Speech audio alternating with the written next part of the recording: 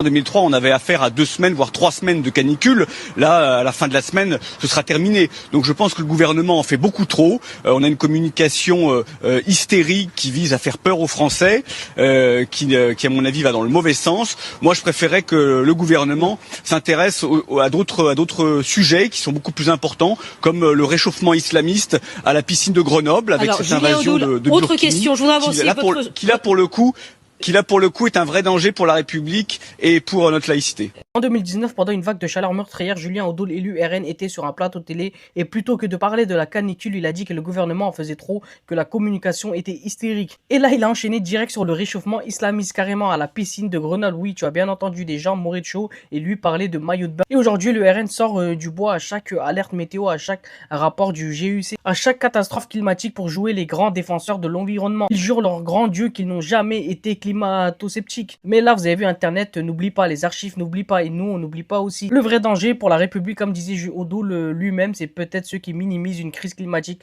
réelle pour mieux agir de fausses peurs. Alors la prochaine fois que le RN te parle d'écologie, rappelle-toi de cette vidéo, rappelle-toi de 2019, parce qu'un parti qui se réveille à l'écologie uniquement quand c'est électoralement utile, c'est pas de la conviction, c'est du calcul tout simple pour moi. Le fameux Hamza dit la douane. Ouais, je suis une star. Vous pouvez vous présenter un peu? Je m'appelle La Douane, mon surnom, mon vrai prénom c'est Hamza. J'habite Paris 20e et je viens tous les jours au canal Saint-Martin. En vrai, de vrai, je te remercie pas tout le monde. Parce que moi, je mouille des gens. Après, la plupart des gens, ils veulent pas, c'est-à-dire des petits bagarres. Mais sinon, après, il n'y a rien de spécial. Des fois, je mouille des gens, je nage, je mouille les policiers. On me ramène à la garde à vue parce que j'ai mouillé des policiers. Tiens.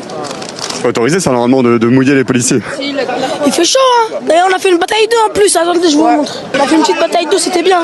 Et vous avez pas eu d'amende, vous avez rien eu du fait d'avoir mouillé la police? La police nationale, la dernière fois quand j'avais sauté dans l'eau et la baignade était interdite, m'a mis une amende de 66 €. Et après, je suis allé dans l'eau.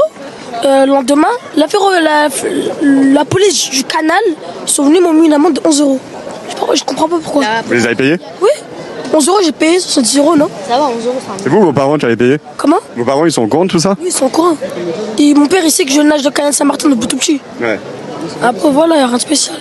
Jordan Florentin et Sinou sont allés interviewer un gamin qui se baignait dans le canal Saint-Martin pendant la canicule. Franchement, on a des questions. Hamza surnommé, comme il dit, la douane mineure parle librement à la caméra de ses amendes, de ses bagardos avec les policiers. Et tout ça sans qu'on voit un adulte responsable nulle part dans le cadre. Donc en pleine canicule, les gamins trouvent des spots pour survivre à la chaleur parce que 45 degrés c'est chaud. Et la réponse des médias, c'est d'aller les filmer pour faire du contenu sympa et pittoresque, alors qu'il y a des vrais problèmes. Parce que soyons honnêtes, ce format micro-trottoir rigolo avec un ado qui mouille les policiers, c'est du contenu un peu trop facile, mais derrière il y a un mineur filmé, même si c'est flouté bien sûr, qui est identifié par son prénom, son surnom, son quartier, ses habitudes diffusées sur une chaîne nationale sans qu'on sache si ses parents ont signé quoi que ce soit, parce que c'est ça la réalité de CNews. Quand ils ont plus d'éditos sur l'immigration ou la délinquance, ils descendent au canal filmer les gosses qui nagent pour survivre à 40 degrés. Et bien sûr, là on est tombé sur Hamza bien sûr.